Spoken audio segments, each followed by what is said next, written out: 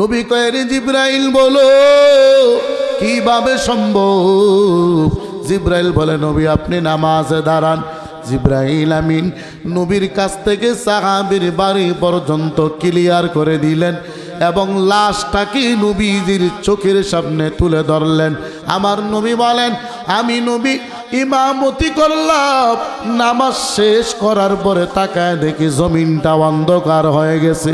নবী ডাক দিয়ে বলেন এ জিব্রাইল বলো আজকে কি কিয়ামত হয়ে যাবে নাকি? জিব্রাইল বলে না না, ও নবী আপনি কিয়ামতের কথা কেন জিজ্ঞাসা করলেন? নবী বলেন জমিনটা হঠাৎ করে অন্ধকার, এজন্যে আমি নবী বড় ভয় পেয়ে গেলাম। জিব্রাইল বলে নবী জমিনটা অন্ধকার হওয়ার কারণ আপনি জানতে চান? কারণ আপনার সাহাবীর জানাজায় আসমান থেকে এত পরিমাণ ফেরেশতা নামাজে শরীক হয়েছেন, তাদের ডানাগুলো খুলে খুলে নামাজের মধ্যে দাঁড়িয়েছেন। তাদের ডানার কারণে আসমান থেকে সূর্যের আলোটা জমিন পর্যন্ত আসতে পারে না। হুজুরা বলেন না সুবহানাল্লাহ। নবী ডাক দিয়ে বলে জিব্রাইল বলো ওই সাহাবীরে তুমি কিভাবে চিনো? জিব্রাইল বলে নবী আমি একা চিনি, শুধুই তা না আসমানের সমস্ত ফেরেশতা আপনার সাহাবীরে চিনে এবং মহব্বত করে ভালোবাসে। নবী বললেন কেন? জিব্রাইল বলে নবী আমার ভালোবাসার কারণ হলো আপনার সাহাবীর আমল নামায় এত পরিমাণ সূরাতুল ইখলাসের সওয়াব আসমানের সমস্ত ফেরেশতা সূরা ইখলাস তিলাওয়াতের কারণে তারে মহব্বত করে ভালোবাসে। আজকে তার মৃত্যুর কারণে সমস্ত ফেরেশতারা তার জানাজায় অংশগ্রহণ করেছে। এমন একটা সময় আল্লাহ নবীকে আল্লাহ জমিনে পাঠিয়েছেন যেই জমানাটা ছিল আইয়ামে জাহালিয়াত, বর্বরতার যুগ, নিষ্ঠুরতার যুগ। যেই সময়টার মধ্যে মায়েদের গর্ভ থেকে মেয়ে বাচ্চা জন্ম হলে জীবন্ত কবর দিয়ে দিতেন। এমন একটা কঠিন জামানায় আল্লাহর নবীকে আল্লাহ পাঠিয়েছেন মক্কার কুরাইশ বংশের আব্দুল মুত্তালিবের সন্তান আব্দুল্লাহর ঘরে। দুঃখের বিষয় হলো নবীজি জমিনে আসছেন ঠিকই, কিন্তু ওনার আব্বাজানকে কোনোদিন আব্বা বলে ডাকতে পারেন নাই, কোনোদিন বাবার চেহারাটা পর্যন্ত দেখতে পারেন নাই। আব্দুল্লাহ যখন জমিন থেকে বিদায় হয়ে গেলেন তখন নবীজি ওনার আম্মার গর্ভে ছিলেন। মক্কার কুরাইশ বংশের কিছু দুষ্ট মানুষেরা আম্মাজান আমেনার ব্যাপারে খারাপ মন্তব্য করেন যে আমেনার চরিত্র খারাপ। নাউজুবিল্লাহ বলতেন না? আব্দুল মুত্তালিব ছিলেন কাবার মুতাওয়াল্লি, সভাপতি এবং কুরাইশদের সবচাইতে বড় সর্দার এবং নেতা। আব্দুল মুত্তালিবের কাছে কুরাইশের কিছু মানুষেরা বলে আপনার ছেলের স্ত্রী আমেনার তো চরিত্র ভালো না, চরিত্র খারাপ। বলে কেন? তারা বলে আমেনা যখন রাস্তা দিয়ে হাঁটে তার শরীর থেকে আতরের ঘ্রাণ বাহির হয়, একটা সুগন্ধি পাওয়া যায়। তো স্বামী মারা গেছে কয়েকদিন হলো, এখনই আমেনা সুগন্ধি লাগায় রাস্তায় চলে, তার চরিত্র ভালো না। আব্দুল মুত্তালিব বাড়িতে গেলেন কষ্ট পেয়ে। আম্মাজান আমেনাকে জিজ্ঞাসা করলেন আমেনা তোমার ব্যাপারে কুরাইশের কিছু মানুষেরা খারাপ মন্তব্য করে, তুমি নাকি আতর খুশবু লাগায় রাস্তায় চলো। আম্মাজান আমেনা কিচ্ছু বলে নাই, একটু থুতু মুবারক জমিনে ফালায় দিলেন। থুতুটা ফালাইতে দেরি আম্মাজান আমেনার থুতু থেকে মেশকে আম্বরের ঘ্রাণ বাহির হতে দেরি হলো না। আরো আসতে বলেন না সুবহানাল্লাহ। আপনারা আওয়াজ দিতে পারবেন সবাই? হ্যাঁ, ইনশাল্লাহর আওয়াজও তো কম। সবার শীতে ধরছে নাকি? সবাই একটু আওয়াজ দিবেন, ইনশাল্লাহ পারবেন সবাই। মুসলমান ইমানদার আব্দুল মুত্তালিব আম্মাজান আমেনাকে ডাক দিয়া বলেন, রে আমেনা বলো,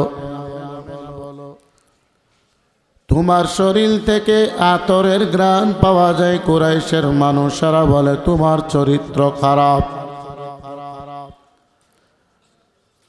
আম্মাজান আমেনা জবাব দিয়া বলেন, এরে আব্দুল মুত্তালিব, আমি আমেনা আমার শরীরে আতর লাগাই না। যেদিন আমার মোহাম্মদ আমার গর্ভে প্রবেশ করেছেন, ওই দিন থেকেই আমি আমেনার শরীর থেকে আতরের ঘ্রাণ পাওয়া যায়। চিল্লা বলেন সুবহানাল্লাহ। আম্মাজান আমেনা ডাক দিয়া বলেন, রে আব্দুল মুত্তালিব, আমি আমেনা একদিন রাতের বেলা ঘুমের মধ্যে ছিলাম। আমার আল্লাহ আমার স্বপ্নের যুগে দেখাইলেন, এ আমেনা, তোমার গর্ভে যেই সন্তান আমি আল্লাহ দিয়েছে, দুনিয়ার অন্য সন্তানের মতো সাধারণ কেউ না।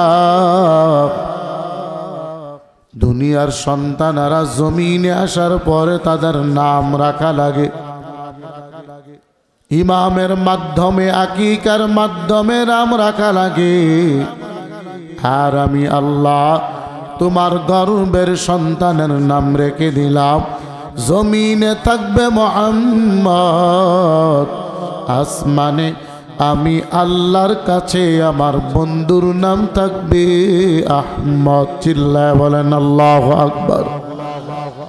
নবীজির নাম জমিনে আসার আগে রেখেছেন নাকি পরে? কথা কয় না, আরো জোরে বলেন। রেখেছেন দুনিয়ার কোনো মানুষ নাকি আল্লাহ? এর শেরপুরের মুসলমান ভালো করে বুঝো, আম্মাজান আমিনা ডেকে বলে, হে আব্দুল মুত্তালিব শুনো, আমার মোহাম্মদ যেদিন জমিনে আগমন করবে, ওই দিন রাতের বেলা আমি আমেনা ঘরের মধ্যে ঘুমাই। শেরপুরের পর্দার আড়ালের আম্মাজান, আপনিও তো মা আম্মাজান আমেনা ছিল একজন নারী। আম্মাজান বলি, আমার সন্তান যেদিন জমিনে আগমন করবেন, ওই দিন রাতের অন্ধকারে আমি আমেনা তাকায় দেখি আমার ঘরে একজন নারী সাদা কাপড় পরিধান করি আমার ঘরের মধ্যে বসা আছেন। আমি আমেনা জিজ্ঞাসা করলাম, ও আম্মাজান বলো, আপনার পরিচয়টা কি? আপনি আমার ঘরে কিভাবে প্রবেশ করলেন? মহিলা ডাক দিয়ে বলে, রে আমেনা, আমার আপনি চিনবেন না, আমি হলাম হযরতে ঈসা নবীর আম্মা হযরতে মরিয়ম আপনার ঘরে হাজির। আম্মাজান আমিনা বলেন, আমি আবার তাকায় দেখি আমার ঘরের মধ্যে আরেকজন নারী বসা। এই আম্মাজান আপনার পরিচয়টা কি বলেন? মহিলা বলে, আমেনা, আমারে আপনি চিনবেন না, আমি হলাম হযরতি মুসা নবীর বোন উম্মে কুলসুম আপনার ঘরের মধ্যে হাজির। আম্মাজান আমিনা বলেন, আমি দুইজনই সঙ্গে কথা বলিয়া যখন ডান পাশে তাকাইলাম, তাকায় দেখি আরেকজন নারী আমার ঘরের মধ্যে হাজির। ও আম্মাজান বলো, আপনার পরিচয়টা কি?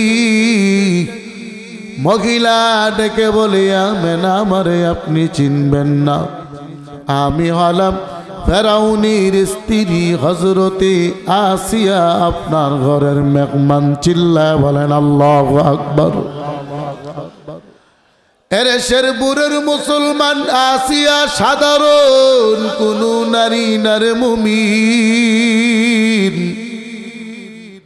যেই আসিয়া ছিল ফেরাউনের স্ত্রী, যে ফেরাউন নিজের নিজে খোদা দাবি করেন। ফেরাউন বলে আনা রব্বুকুমুল আলা, আমার চাইতে বড় খোদা কেউ না। ওই দিকে মূসা নবী কালিমা দাওয়াত দেয়। আসিয়া মূসা নবীর কালেমা পড়ে ইমানদার হয়ে গেছেন। ফেরাউন জানে না, রাজমহলের কেউ জানে না। একদিন আসিয়া বিকাল বেলা মাথার চুল আশ্রাইতেছে চিরুনি দিয়া, চিরুনিটা হাত থেকে জমিনে পড়ে গেলেন। আসিয়া বিসমিল্লাহ বলে চিরুনি জমিন থেকে উঠাইলেন। জবান খুলে বলেন সুবহানাল্লাহ। আমরা যে কোনো কাজ করব, নাম নেব কার? আরো জোরে বলেন। আপনাকে আওয়াজ শুনি না তো বয়ান করার মুড নষ্ট হয়ে যাবে। আওয়াজ দিতে পার না, মাইকের সাউন্ড তো ঠিক, আপনাকে সাউন্ড ঠিক নেই। আপনারা সাউন্ড দিতে পারবেন?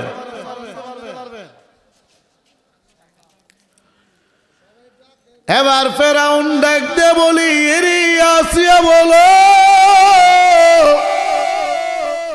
তুমি কার নাম নিয়া চিরুনি জমিন থেকে উঠাইলা?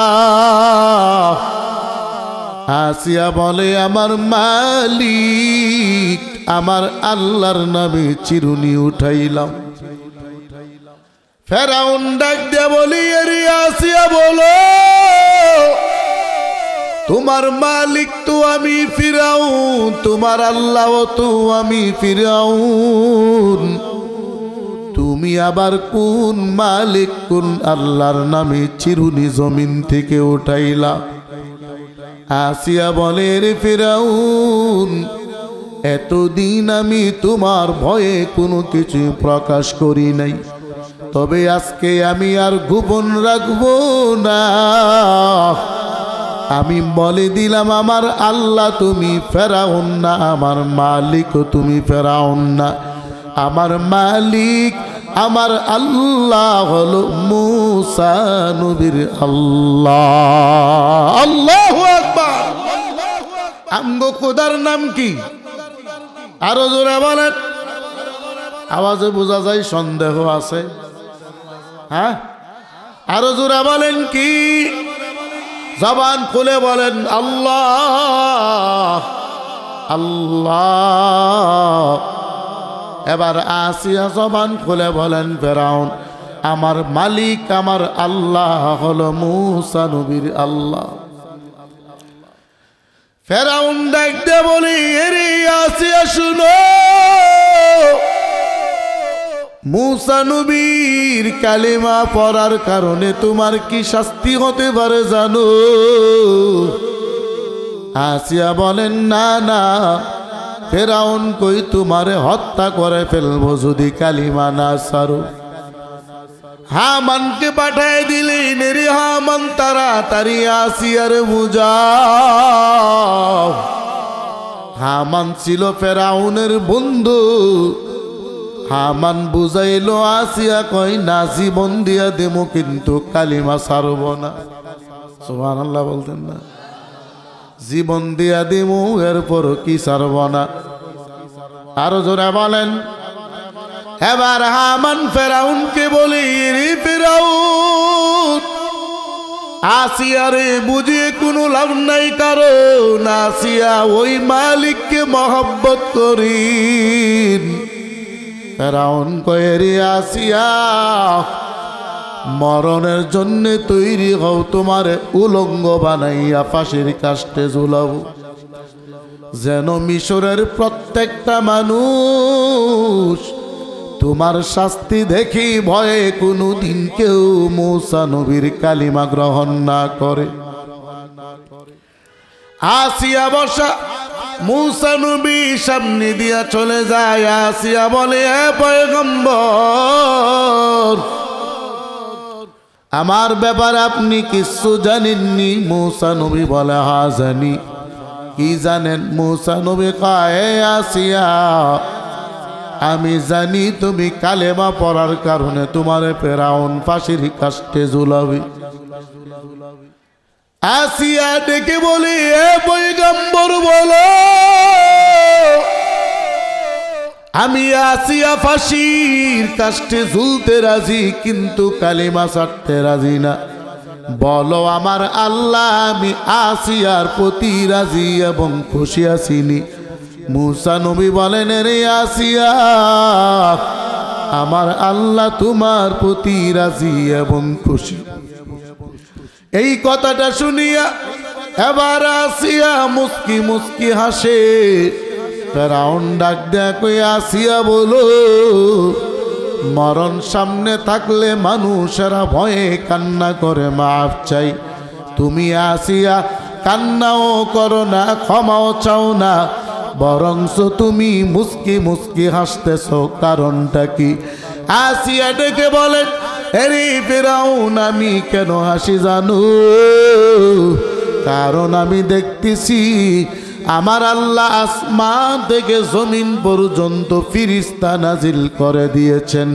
আমি আসিয়ারে ফাঁসির কাস্টে ঝুলাইতে দেরি, আমার আল্লাহ আমি আসিয়ারে জান্নাতের মেহমান বানাইতে দেরি করবে না। আরো জোরে বলেন না সুবহানাল্লাহ। শেরপুরের মানুষ বলো, আমরা ওই জান্নাতের মালিক হতে চাই কি চাই না? আরো জোরে আওয়াজ দিয়া বলেন, মালিক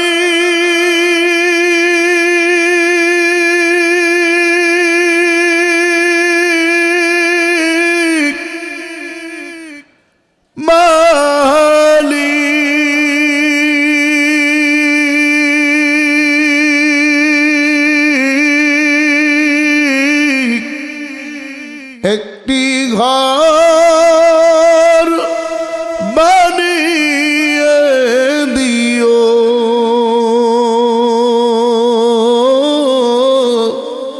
একটি ঘর বানিয়ে দিও মালিক, তুমি জান্নাতে তোমার কাছে আমার একটি ঘর বানিয়ে দিও,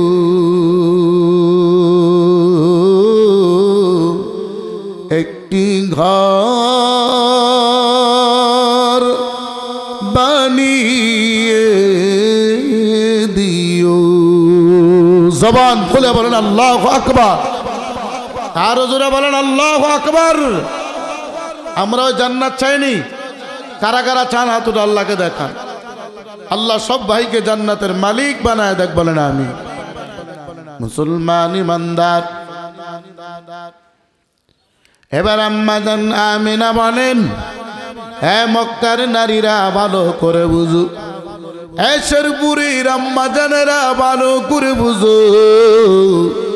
আম্মা জান আমিনা বলেন, অন্য মহিলাদের গর্ভে যখন সন্তান প্রবেশ করে মায়েদের পেটগুলো দিনে দিনে দিনে দিনে সামনের দিকে উঁচা হয়, আমি আমিনার গর্ভে আমার মুহাম্মদ ছিল।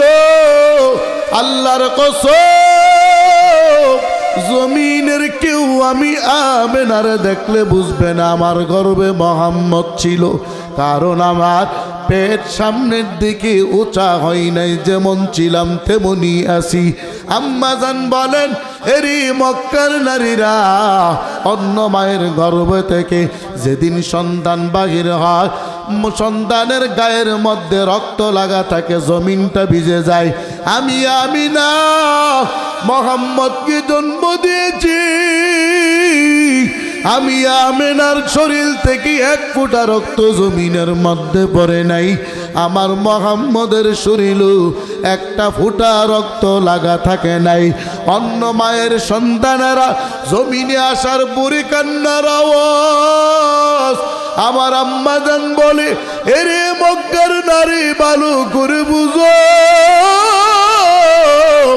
আমার মুহাম্মদ জমিনে আগমন করেছে, কোনো কান্নার আওয়াজ নাই।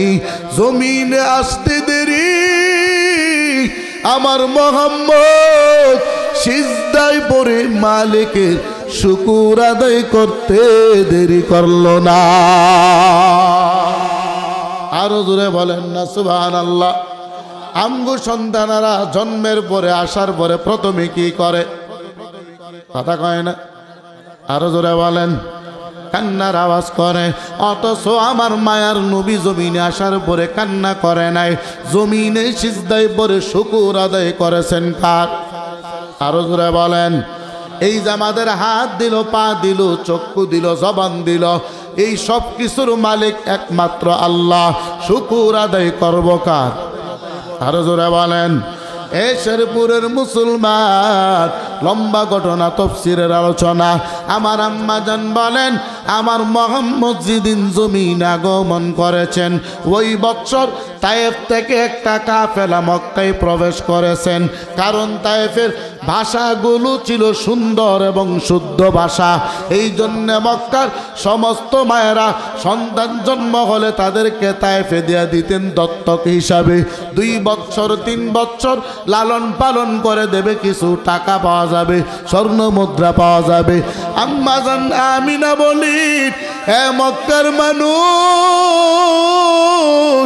আমি আমিনার কানে কত গুড়ার পায়ের আওয়াজ, আমি আমিনার কানে কত উটের পায়ের আওয়াজ আমি আমিনা শুনলাম, কত বাচ্চার কান্নার আওয়াজ আমি আমিনার কানে শুনলাম।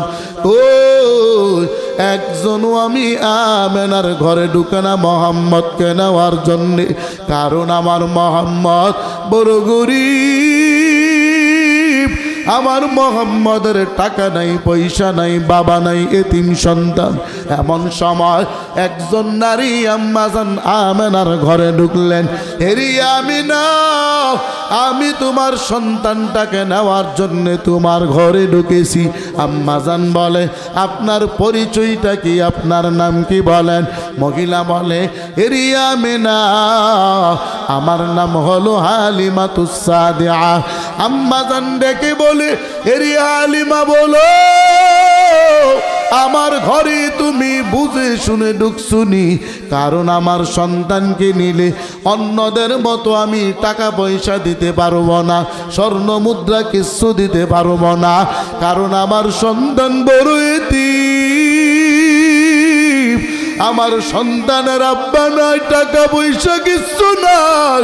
হালিমা ডাক দিয়া বলে, হেরি আমিনা, ওয়াদা দিয়া দিলাম, যদি সন্তান পছন্দ হয় একটা টাকাও লাগবে না, সন্তান নিয়ে যাব। আম্মা জান আমিনা 2টা হাত বাড়াইয়া বলে, হালিমা নাও, আমার সন্তান তোমার কাছে দিলাম। হালিমা ডাক দে বলে, আমিনা, সন্তান দিয়েছো ঠিকই, কিন্তু সন্তানের চেহারার উপর তো কাপড় দিয়া ঢাকা।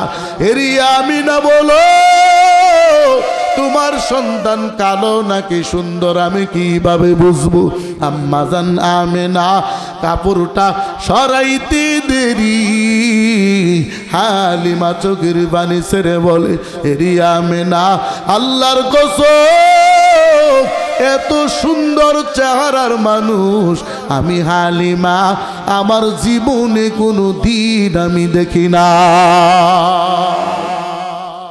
আরো জোরে আওয়াজ দেয়া বলেন না সুবহানাল্লাহ। আমার নবীর চাইতে সুন্দর জমিনে কেউ আসেনি। কথা কয় না? আপনাকে ফেটে খিদা লাগছে নাকি? আমরা এত জার্নি করে আসলাম, ব্রাহ্মণবাড়া থেকে 2টায় রওনা করছি, এই আসলাম আপনাদের এখানে। তো হই না, আপনারা ক্লান্ত হয়ে গেছে। ওই যে আমার সামনে একজন বাজান বসা, জিগান কতক্ষণ লাগে ব্রাহ্মণবাড়ি থেকে আসতে? আওয়াজ দিতে পারবেন সবাই? আওয়াজ না দিলে বয়ান করে মজা নাই।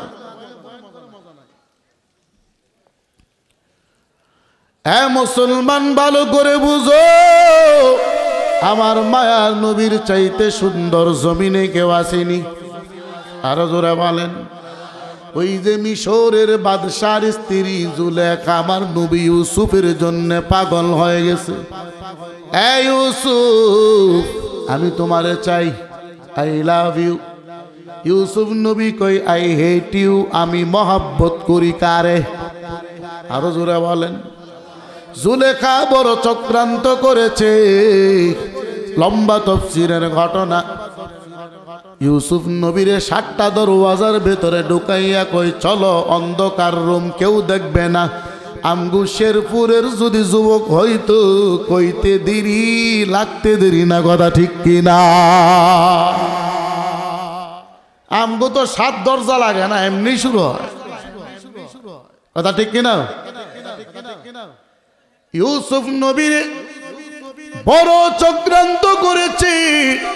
ইউসুফ নবী বলেন, জুলেখা না না, আমার দ্বারা সম্ভব না। জুলেখা বলে, ইউসুফ জমিনের কেউ দেখবে না। ইউসুফ নবীকে জমিনের কে দেখলো না দেখলো, এগুলো দেখার সময় আমি ইউসুফের নাই। আমি তো ভয় পাই আমার বিচার দিনের মালিক আল্লাহ, কথা ঠিক কিনা? কারে ভয় পাই? আরো জোরে বলেন। মালিক ইয়াউমিদ্দিন,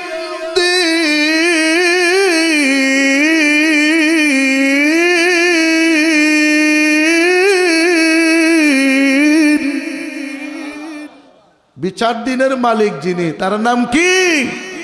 আরো জোরে বলেন। ইউসুফ নবী বলে, রে জুলেখা সম্ভব না। আল্লাহর নাম নিয়া ইউসুফ নবী দিলেন দৌড়। আল্লাহ কয়, জিব্রাইল তাড়াতাড়ি যাও। ইউসুফ নবী জমিনের কাউরে ভয় পাই নাই, ভয় পাইছে আমি আল্লাহকে।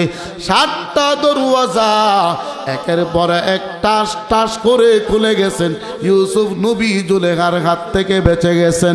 বলেন তো, ইউসুফ নবীরে হেফাজত করেছেন কে? আরো জোরে বলেন।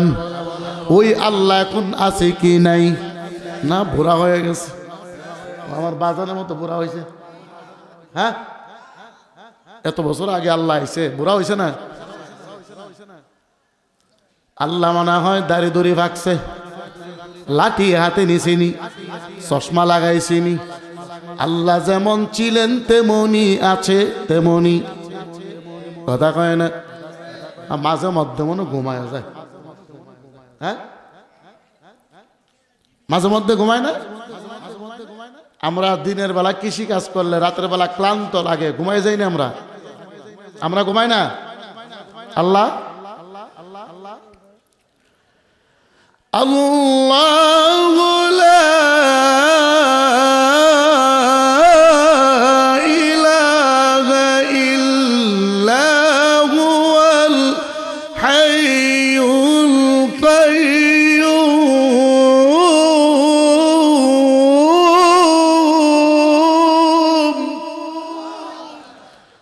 لا تأخذه سنة ولا نوم। আল্লাহ কয়, আমি যেমন ছিলাম তেমনি আছি, তেমনি থাকবো। আমি আল্লাহর ঘুমও নাই, আমগো মতো মাঝে মধ্যে উঙ্গাইও না, আমরা উঙ্গাইনি, কথা কয় না? আল্লাহ কইলা তাখুযুহু সিনাতু ওয়ালা নাওম। আমি আল্লাহর ঘুম নাই, আমি আল্লাহ মানুষের মতো বসে বসে উঙ্গাই না। মুসা নবী আল্লাহ, আপনি কি ঘুমান না? আল্লাহ কয়, পয়গম্বর, না না, আমি আল্লাহ ঘুমাই না। মুসা নবীকে, আপনি কি ক্লান্ত হন না? আল্লাহ কয়, পয়গম্বর, একটা গ্লাস হাতে নিয়ে আপনি দাঁড়ায় যান, পানি ভর্তি করে। মুসা নবী একটা গ্লাসের মধ্যে পানি নিলেন, দাঁড়াইলেন আমার আল্লাহ মূসা নবীর চোখের মধ্যে ঘুম দেয়া দিছেন। ঘুমের মালিককে, কথা কয় না, ঘুম দেয়া দিছেন। মূসা নবী রাত্রেবেলা দাঁড়ানো, হাত থেকে গ্লাসটা জমিনে পড়ে ভেঙ্গে গেছে। হ্যাঁ মুসলমান বলো, ঘুমের মধ্যে গ্লাস হাতে রাখা যাবে কি যাবে না? কথা কয় না। দেখবেন আমগো যুবকেরা রাতের বেলায় বিছানায় শুয়ে শুয়ে শুয়ে শুয়ে ফ্রি ফায়ার পাবজি খেলতেছে। খেলার মধ্যে হঠাৎ করে ঘুম চলে আসছে, মোবাইল কই পড়ছে যুবক কিচ্ছু জানে না। সকাল বেটা ঘুম থেকে ওইটা মোবাইল তালাশ করে পায় না।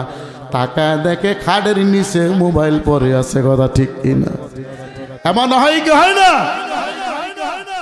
এ মুসলমান, মূসা নবী হাতের মধ্যে গ্লাস নিয়ে দাঁড়ানো, গ্লাস জমিনে পরে ভেঙ্গে চুরমার। আল্লাহ ডাক দেয়া কয় এ মূসা।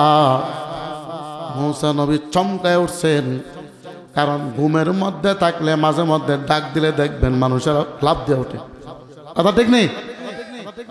এ মুসলমান, মূসা নবী চমকায় উঠছে। মাঝে মধ্যে আমরা চমকাইনি? হ্যাঁ, এই যে কিছুদিন আগে ভূমিকম্প গেছে জমিনে, আমরা ভূমিকম্পের মধ্যে ভয় পাইছিনি? পিছনে মানুষ পাইছেন না মনে হয়? এটা তো সাধারণ ভূমিকম্প রে মুমিন। আমার আল্লাহ কয় এমন একটা ভূমিকম্প আমি আল্লাহ দেব, যে ভূমিকম্পের কারণে আসমান জমিন পাহাড় পর্বত সব আমি আল্লাহ ভেঙ্গে চুরমার করে দেব।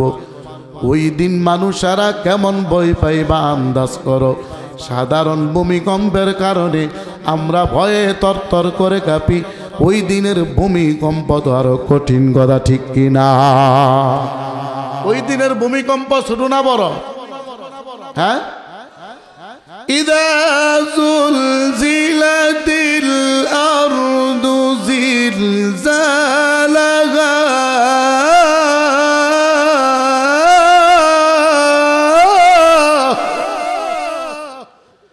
আল্লাহ কয় এমন একটা দিন আসবে যেদিন জমিনটা জাল জ্বালা শুরু হবে, কম্পন শুরু হবে, কাঁপতে থাকবে। মূসা নবী আল্লাহ কয় আল্লাহ আমি ঘুমাই গেছিলাম, এর জন্য গ্লাসটা ভেঙ্গে চুরমার হয়ে গেছে। আল্লাহ কয় পয়গম্বর, ঘুমের কারণে যদি একটা গ্লাস যদি না রাখতে পারো, বলো তো আমি আল্লাহ যদি ঘুমায় যাই, আমি আসমান পরিচালনা করি, জমিন পরিচালনা করি, আমার বান্দাদেরকে আমি আল্লাহ পরিচালনা করি, আমি আল্লাহ যদি রাতের বেলা ঘুমায় যাই, বলো না আমার আদর্শ হাফিজিয়া মাদ্রাসার ছাত্র ভাইরা তাহাজ্জুদ নামাজে দাঁড়াইয়া আমি আল্লাহ কি যখন আল্লাহ বলে ডাক দেবে, বলো আমি আল্লাহ যদি ঘুমায় থাকি, কে আমার ওই বান্দার ডাকে সারা দিয়ে তার বিপদ থেকে উদ্ধার করবি? আল্লাহ বলে পয়গম্বর আমি আল্লাহর ঘুম নাই, কানাও নাই, আমি আল্লাহ এক, আমি আল্লাহর সন্তান নাই, আমি আল্লাহর ছেলে নাই, মেয়ে নাই, বাবা নাই, মা নাই, আমি আল্লাহ এক, আমি আল্লাহর সমকক্ষ কেউ নাই। কথা ঠিক কিনা? আসেনি? আল্লাহর সমান কেউ আসেনি। এরপরও তো আমরা মাজারে গিয়া সিজদা দেয়, আসেনিও? কথা কয় না। আপনাকে শেরপুর মাজার নাই, সেজদা দেয়নি? বলেন তো সেজদা দেওয়ার মালিককে? আরো জোরে বলেন। আল্লাহ ছাড়া ভিন্ন কাউকে যদি সিজদা করে সে ইমানদার নাকি মুশরিক? আরো জোরে বলেন। এরপরও আবার কয় বাবার দরবারে গেলে নামাজ লাগে না, আসেনি? কথা কয় না। পানির নিচে মোমবাতি গান গায় তারা, গাইনি পাবে। পানির নিচে মোমবাতি বানবাতাসে ধরে না, বাবার কাছে মুরিদ হইলি নামাজ রোজা লাগে না।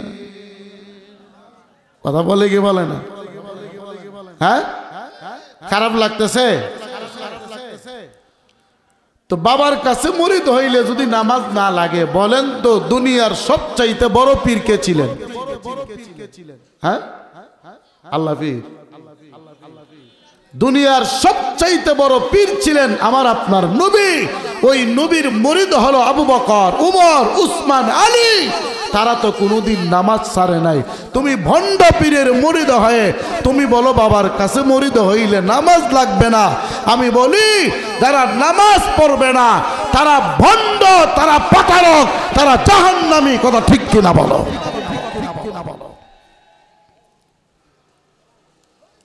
হ্যাঁ মুসলমান, নামাজের দরকার আছে কি নাই? নবীজির তরিকার মধ্যে নামাজ আসেনি? হ্যাঁ, সপ্তাহে কত ওয়াক্ত? হ্যাঁ, সপ্তাহে কত ওয়াক্ত আসে? নাকি এক ওয়াক্ত আসেনি? জুমার মুসল্লি শুধু জুমা পড়ে, বাকি সারা সপ্তাহে মসজিদের সামনেও পাওয়া যায় না। তো নবীর তরিকার, যেই নবীর আমরা মহাব্বত করি, ভালোবাসি, ওই নবীর তরিকার মধ্যে নামাজ আসেনি? কোরআন তিলাওয়াত আসেনি? কোরআন আমরা পারিনি সবাই? হ্যাঁ, সবাই পারেন? তো পারেন না যে আল্লাহর কাছে জবাব দেওয়া লাগবে না?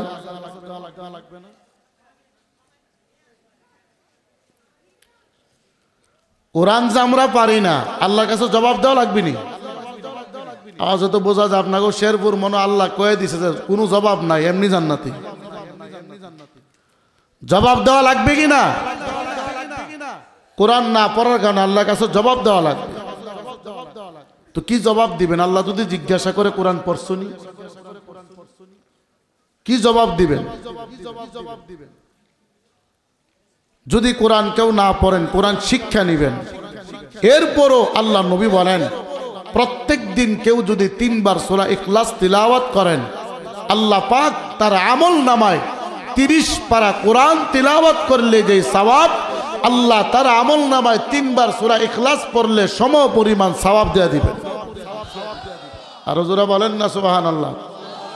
তো সূরা ইখলাস পড়তে কয় ঘন্টা সময় লাগে? হ্যাঁ, কুল হুয়াল্লাহু আহাদ আল্লাহুস সামাদ লাম ইয়ালিদ ওয়া লাম ইউলাদ ওয়া লাম ইয়াকুল লাহু কুফুয়ান আহাদ। সর্বোচ্চ 10 সেকেন্ড লাগছে মনে হয়, ধরে নিলাম 1 মিনিট। তো 3 বার পড়লে কত মিনিট? 3 মিনিট। দিন রাতে কত ঘন্টা? 24 ঘন্টা যে দিছেন, দেওয়ার মালিককে। যে আল্লাহ 24 ঘন্টা আমার আপনারে দিল, ওই আল্লাহর কোরআনের জন্য কি প্রতিদিন 10 মিনিট দেওয়া যায় না? হ্যাঁ, কারা কারা দিবেন একটু হাত তুলে আল্লাহকে দেখান। আল্লাহ কবুল করুক। এই সূরা ইখলাস পড়লে কি মসজিদে গিয়ে পড়তে হইব? হাঁটার মধ্যে পড়তে পারেন, ঘুমের ঘরে ঘুমানোর আগে পড়তে পারেন, দোকানে বসে পড়তে পারেন, আপনি জমিনের মধ্যে ক্ষেত লাগাইতেছেন ওইখানেও পড়া যায়। পারা যায় কিনা? মুসলমান ইমানদার চলবে? হ্যাঁ, জিবরাইল আমিন আমার মায়ার নবীর কাছে এসে বলেন, ও পয়গম্বর, আমার আল্লাহ আপনার কাছে এখন পাঠিয়েছেন, আমাকে আপনি একজন সাহাবীর জানাজার ইমামতি করা লাগবে আপনাকে। নবী বললেন, এ জিবরাইল বলো কার জানাজা, লাশ কোথায়? জিবরাইল কই, নবী লাশ হলো আপনার একজন সাহাবী, যার লাশ বাড়ির মধ্যে আছে। কিতাবের মধ্যে পাইলাম বর্তমান জামানার 60 থেকে 70 কিলোমিটার দূরত্ব ছিল নবী এবং সাহাবীর বাড়ি। তো আমরা যদি পড়ি আমগো দাম বাড়বো না কমবো? আরো জোরে বলেন। কারণ ওই সাহাবী যে কোরআন পড়েছিলেন, বর্তমান কোরআন আগের কোরআন মিল আছে কি নাই? নাকি পরিবর্তন আছে? মুসলমান ইমানদার, শেরপুরের মানুষ ভালো করে বুঝো,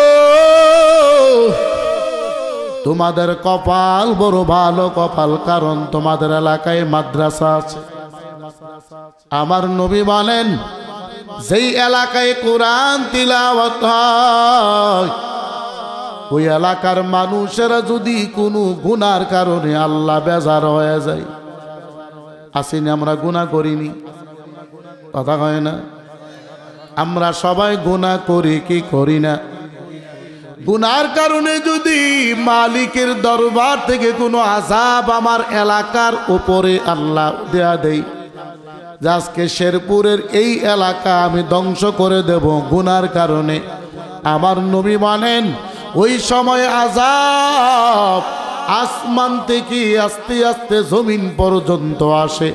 জমিনে নামার আগে আদর্শ হাফিজিয়া মাদ্রাসার ছাত্রদের জবান থেকে কোরআন তিলাওয়াতের আওয়াজ, কোরআনটা শুনতে দেরি মালিকের আযাব আল্লাহ আবার উঠায় নিতে দেরি করেন না। ওই তো ভাবতেছেন আমি এত গুনাহ করি, এরপরে যে আল্লাহ আমার ধরে না, বলে আল্লাহ মনে অন্ধ, কথা হয় না? আল্লাহ দেখে কি দেখে না? সব দেখে, কিন্তু বাঁচেন কেমনে? ওই মাদ্রাসার ছাত্রদের কারণে, তাবলিগওয়ালার কারণে, কোরআনওয়ালার কারণে, জিকিরওয়ালার কারণে আপনারা বাঁচতেছেন গুনাহগার যারা। কারণ প্রত্যেকটা গুনার জন্যে আল্লাহর পক্ষ থেকে আযাব আসে, কিন্তু আযাব থেকে আল্লাহ বাঁচায় দেয় একমাত্র কোরআনের কারণে, একমাত্র জিকিরের কারণে। চিল্লায় বলেন আল্লাহু আকবার। বলেন তো 2021 সনে আপনাকে শেরপুরে করোনা আইসিনি? হ্যাঁ, কি দিয়েছে? ট্রেনে না বাসে?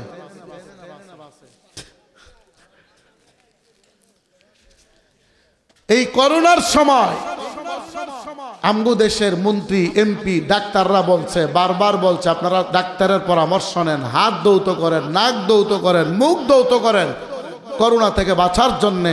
আমার আল্লাহ কয়, এই 21 সনের এমপি মন্ত্রী ডাক্তারেরা, তোমরা 2021 আইসা বলতেছো হাত দৌত করলে, মুখ দৌত করলে করোনা আসবে না। আমি আল্লাহ তো আমার বান্দার নামাজ যেদিন ফরজ করেছি ওই সময় থেকেই বলেছি নামাজের জন্য উযু করা লাগবে, উযুর জন্য হাত দৌত করা লাগবে, নাকে পানি দেওয়া লাগবে, মুখ দৌত করা লাগবে। আমার যেই বান্দা 5 ওয়াক্ত নামাজ আদায় করবে, 5 বার উযু করবে, আমি আল্লাহ তারে করোনা দেব না। করোনার ভ্যাকসিন তো আমি আল্লাহ তার জন্মের আগেই দিয়েছি। চিল্লায় বলেন আল্লাহু আকবার। করোনার ভ্যাকসিন আল্লাহ দিছিনি? ডাক্তাররা বলতুনি হাত দৌত করেন, কথা কয় না? নাকে পানি দেওয়ার কথা বলতুনি, মুখ দেওয়ার কথা বলতুনি, তো অজুর মধ্যে হাত দেওয়া আসেনি, নাকে পানি দেওয়া আসেনি, মুখ দৌত করে আসেনি, তাহলে তাদের কাছ থেকে নেওয়ার দরকার কি? আমার আল্লাহ তো আগেই ভ্যাকসিন দিছে, তোমরা নামাজ পড়ো, উযু করো, করোনা তোমাদের কাছে আসবে না। ও শেরপুরের মুসলমান, বলো তো এইখানে যারা আছেন আপনাগো এলাকার কোনো নামাজিওয়ালা, তাবলিগওয়ালা, সিএনজিওয়ালা, রিক্সাওয়ালা, শ্রমিক, কৃষক একজন করোনা আক্রান্ত হয়েছে? দেখেন আমার একজন। 64 জেলা ঘুরেছি, কোনো জেলাতে পাইলাম না নামাজিওয়ালা একজন করোনা আক্রান্ত হয়েছে। যারা হয়েছে সবগুলো সুদখোর, ঘুষখোর, বেনামাজি, ইসলামের দুশ্মন। কথা ঠিক কিনা বলো? হালাল হারাম না মানিয়া কত টাকা করছো কামাই, এত টাকা রাখবা কোথায়? কাফনের তো পকেট নাই। কথা ঠিক কিনা? কাফনের পকেট আসেনি? হালাল হারাম না মানিয়া কত টাকা করছো কামাই, এত টাকা রাখবা কোথায়? কাফনের তো পকেট নাই। টাকা পয়সা লইয়া কি কেউ কবরে যাবি? কি জবাব দিবে রে তুই আল্লাহর কাছে মোমেন? কি জবাব দিবে রে তুই হাসরের মাঠে? কথা ঠিক কিনা? এই কবরে যাওয়ার সময় টাকা পয়সা নিবানি? কথা কয় না। বলো তো এই জমিনটা কার? আরো জোরে বলেন। এই ঘরগুলো, যে ঘরের মধ্যে আমরা ঘুমাই, ঘরগুলো কার? নাকি আমার? আল্লাহ কয়, হে গোলাম, মনে করেন আমার বাড়ি ব্রাহ্মণবাড়িয়া। আমার বাড়ি কই? ব্রাহ্মণবাড়িয়া, শেরপুর। আমি হুজুরের বাড়িতে আমি ভাড়া উঠলাম 5 বছরের জন্যে। কয় বছর? 5 বছর ওনার বাড়িতে ভাড়া থাকার পরে আমি যখন আবার ব্রাহ্মণবাড়িয়া যাব, বলো তো ওনার যেই ঘরের মধ্যে আমি থেকেছি ঘরটার সাথে নিবনি কেন? কারণ ঘরের মালিক তো আমি না, ঘরের মালিক হলেন উনি, আমি ছিলাম ভাড়াটিয়া। আল্লাহ বলে হে শেরপুরের গোলাম, তুমিও জমিনের ভাড়াটিয়া, তুমি যেই ঘরের মধ্যে থাকো ঘরের মালিক আমি আল্লাহ। তোমার আগে ভাড়াটিয়া ছিল তোমার আব্বা, তোমার আব্বার আগে ছিল তোমার দাদা, তোমার দাদার আগে ছিল তোমার বড় আব্বা। যতদিন আমি আল্লাহ ভাড়া দিয়েছিলাম মানে হায়াত দিয়েছিলাম, ততদিন এই ঘরে ভাড়া থেকেছে। যেদিন মেয়াদ শেষ, আসল বাড়ি কবর হাসুর, বাড়িতে যাওয়ার সময় খালি হাতে চলে গেছে, বাড়ি নিতে পারে নাই। কারণ বাড়িটা তার না, বাড়িটা হলো আমি আল্লাহর। কথা ঠিক কিনা? বাড়িটা কার? কথা কয় না, আরো জোরে বলেন। পরের জায়গা পরের জমিন ঘর বানায় আমি রই, আমি তো সেই ঘরের মালিক নই রে বাবা, আমি তো সেই ঘরের মালিক নই। পরের জায়গা পরের জমিন ঘর বানায় আমি রই, আমি তো সেই ঘরের মালিক নই রে বাবা, আমি তো সেই ঘরের মালিক নয়। চিল্লায় বলেন আল্লাহু আকবার। এই ঘরের মালিক আমি নাকি আল্লাহ? আরো জোরে জোরে আওয়াজ করে বলেন কে? হ্যাঁ মুসলমান, ভালো করে বুঝো, এই ঘর আমার না, ঘরের মালিক আল্লাহ। কবরে কি জবাব দেব? এই যে কোরআনওয়ালারা আজকে যারা পাগড়ি পেয়েছেন, হাসরের ময়দানে আমার আল্লাহ কয় তাদের বাবাদের কাছে মাদ্রাসার পক্ষ থেকে উপহার দেওয়া হয়েছে। হাসরের ময়দানে আমার আল্লাহ উপহার দেবেন, একটা পাগড়ি পরায় দেবেন। ওই পাগড়ির পাওয়ার এত বেশি, সূর্যের আলোর চাইতো 70 গুণ বেশি হবে হাফেজে কোরআনের আব্বা আম্মার মাথার পাগড়ি। চিল্লায় বলেন সুবহানাল্লাহ। এজন্য সন্তানদেরকে হাফেজ আলেম বানানোর দরকার আসেনি? আরো জোরে বলেন। কিন্তু আমরা তো চাই ইঞ্জিনিয়ার, ম্যাজিস্ট্রেট। ও বাজান, একটু চিন্তা করেন তো, এখানে আসেননি ইঞ্জিনিয়ার ম্যাজিস্ট্রেটের বাবা আসেননি? ডাক্তার, মাস্টার, ইঞ্জিনিয়ার, প্রফেসর, নেতা আসেন না আপনারা কেউ? যদিও থাকেন, কবরে যাওয়ার সময় আপনার ইঞ্জিনিয়ার সন্তান, ম্যাজিস্ট্রেট সন্তান আপনার সামনে দাঁড়াইয়া রব্বির হামহুমা কামা রব্বায়ানি সগীরা, এই দোয়াটা পর্যন্ত পড়তে পারবেন। আরেকজন হাফেজ আলেম যদি বানাও, আল্লাহর নবী বলেন বাবার কবরের পাশে দাঁড়ায়া যদি সন্তান কোরআন তিলাওয়াত করে, চোখের পানিটা ছেড়ে দেয়, আল্লাহর কসম এই পানিটা গালবে, জমিনে পড়ার আগেই আল্লাহ মা বাবার কবর আযাব বন্ধ করে। আমরা তো কোরআনওয়ালা বানাতে চাই না, আমরা চাই হ্যাঁ আমার সন্তানটা ইঞ্জিনিয়ার বানাবো, ম্যাজিস্ট্রেট বানাবো, আমার সন্তানটা ডক্টর বানাবো, এমপি বানাবো, মন্ত্রী বানাবো, মেয়র বানাবো। অথচ কোরআনওয়ালা বানাতে চায় না। অথচ জমিনে আল্লাহ বলেন যারা কোরআন শিখছে আমি আল্লাহ তাদেরকে দামি বানায় দিলাম। আল্লাহর নবী বলেন খায়রুকুম মান তাআল্লামাল কোরআন ওয়া আল্লামা, জমিনের মধ্যে সবচাইতে উত্তম দামি মানুষ হলো তারা যারা কোরআন শিক্ষা করে, অন্যকে শিক্ষা দেয়। চিল্লায় বলেন আল্লাহু আকবার। আমরা দামি নাকি কোরআনওয়ালা দামি? কথা কয় না। তা আমরা কোরআনওয়ালা হতে চাই কি চাই না? কারা কারা চান ওটা হাতটা আল্লাহর দেখেন। সবাই কোরআনওয়ালা হবেন? যদি কোরআনওয়ালা হাত নামান। অনেকে আছেন হুজুর আমার তো দাড়ি পাইকে গেছে, আমি কেমনে কোরআনওয়ালা হবো? শিক্ষার কোনো বয়স আছে? হ্যাঁ, এই যে তাবলিগে যায় বুড়া বুড়া মানুষ, এরা কোরআন শিখে না? শিক্ষার কোনো বয়স নাই। হ্যাঁ, এরপরে যদি আপনি মনে করেন হুজুর আমি মুরব্বী হয়ে গেছি, আপনি কেমনে শিখুন, তো আপনার শিখার দরকার নাই। আপনি আপনার ছেলেরে পাঠান মাদ্রাসায়, ছেলেও বড় হয়ে গেছে, একটা নাতিরে দেন। আপনি যদি আশা করে দেন আল্লাহর কাছে, আল্লাহ এই নাতিরে মাদ্রাসায় দিলাম, আমি মরলে যেন আমার জানাজার ইমামতি করতে পারে, কবরে দোয়া করতে পারে, যদি আপনি নাতি বড় হওয়ার আগে, আলেম হওয়ার আগে যদি আপনি মৃত্যুবরণ করেন, অথবা আপনার নাতি লেখাপড়া করছে, ছেড়ে দিছে, পারে নাই, কিন্তু আপনি যে চেষ্টা করছেন, হাসরের ময়দানে আল্লাহ আপনারে দামি বানাইয়া জান্নাতে ঢোকায়। কারণ সবচেয়ে বড় হলো নিয়ত। কি নিয়ত? মনে করেন এই যে আদর্শ হাফিজিয়া মাদ্রাসা, এখানে আজান দেওয়া হয়, আপনার বাড়িটা এখানে। আপনি যদি ভাবেন যে আমি আমার ঘর বানাবো, জানালাটা কাটবো উত্তর দিকে, কারণ আমার মসজিদ কোন দিকে? কথা কয় না। মসজিদ পশ্চিম দিকে, তাই সবারই পশ্চিম তোমাদের কিবলা। মনে করেন আপনার বাড়ি এটা, মসজিদ এখানে, আপনার বাড়ি থেকে উত্তর দিকে মসজিদ। আপনি যদি মনে করেন আমি বাড়িটা বানাবো, আমার জানালা কাটবো উত্তর সাইড থেকে, কারণ মসজিদ যেহেতু উত্তরে, আমি ফজরের সময় ঘুমায় উঠতে পারি না, মুয়াজ্জিনের আজানের ধ্বনিতে আমার ঘুম ভাঙবে, আমি এই জন্যে আমি জানালাটা কাটলাম উত্তর দিকে। আরেকজন আপনার ভাই জানালা কাটলো উত্তর দিকে, যে উত্তরাল বাতাস আমার ঘরে ঢুকবে, আরাম লাগবে। আল্লাহর নবী বলেন দুই ভাই উত্তর পার্শ্বে জানালা কাটছে, একজন আজানের নিয়ত, আরেকজন বাতাসের নিয়ত। বলো তো, যে ব্যক্তি বাতাসের নিয়তে জানালা কাটছে, তার জানালা দিয়ে বাতাসও ঢুকবে, মসজিদের আজান ঢুকবে নি? কথা হয় না। যে ব্যক্তি আজানের জন্য কাটছে, ওই ব্যক্তির জানালা দিয়া আজান ঢুকবে, বাতাস দাঁড়ায় করবো তুই আমার লেগে কাটস নাই, হ্যাঁ, বাতাসও ঢুকবে। কিন্তু নিয়তের কারণে যে ব্যক্তি আজানের জন্য কাটছে, তার প্রত্যেকটা আজানের শব্দে শব্দে তার আমল নামায় সওয়াব লেখা হবে। আর যে ব্যক্তি বাতাসের জন্য কাটছে, তার আমল নামায় কোনো সওয়াব থাকবে না। বাতাস ঢুকবে আল্লাহর নিয়ামত, কিন্তু কোনো সওয়াব হবে না।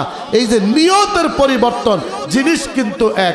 বাতাসও আসবে, আজানের আওয়াজও আসবে, নিয়ত ছিল আজানের। এই জন্য যতদিন ঘর থাকবে, যতদিন আজান হবে, আপনি থাকেন বা কবরে যান, আপনার আমল নামায় সওয়াব আল্লাহ দিতে থাকবেন। এই যে আমাদের জাতীয় কবি কবি নজরুল বলেছিলেন, মসজিদের ওই পাশে আমার কবর দিও ভাই, যেন আমি সকল সময় মুয়াজ্জিনের আজান শুনিতে পাই। মসজিদের পাশে আমায় কবর দিও ভাই। আল্লাহু আকবার বলে। কবি নজরুলকে কবর দিয়েছে মসজিদের পাশে, যেন আজান শুনতে পায়। ওই কবি নজরুলের পাশে কবর দেওয়া হয়েছে বীর বিক্রম নেতা, আমার বাংলাদেশের যুবকদের কলিজা, আমার বাংলাদেশের যুবকদের আইডল হাদিকে কবর দেওয়া হয়েছে নজরুলের কবরের সাথে। চিল্লায় বলেন আল্লাহু আকবার। ও মুসলমান, এজন্য নিয়তের দরকার আছে কি নাই? কোরআন শিখার দরকার আছে নি? এই মাদ্রাসা যতদিন থাকবে ততদিন কোরআন থাকবে, কোরআন যতদিন থাকবে ততদিন আল্লাহ দুনিয়া টিকায় রাখবেন। যেদিন কোরআন থাকবে না, কালিমা থাকবে না, আল্লাহ কয় আমি আল্লাহ কিয়ামত দেয়া দুনিয়া ধ্বংস করে দেব। এজন্য কোরআনের দরকার আছে কি নাই? আরো জোরা বলেন আছে কি নাই? হাত উঠে আল্লাহকে সাক্ষী রেখে বলেন যে আমি ইনশাআল্লাহ নিজে পারি না, সন্তানকে আলেম হাফেজ বানাবো। এরপর যদি সন্তানও যদি বড় হয়ে থাকে, নাতি হলেও হাফেজ আলেম একজনকে বানাবো। আল্লাহ যারা হাত উঠাইছে সবাই রে কবুল করে, সকলে বলেন আমিন। যেহেতু ঠান্ডা, মানুষ উঠা বসা করতেছে, সামনে না বাড়ি, তো আমি মুসাফির মানুষ। আমি কি মুসাফিরের দোয়া কবুল? হ্যাঁ, হয়তো আমি গুনাহগার, আমার মতো গুনাহগার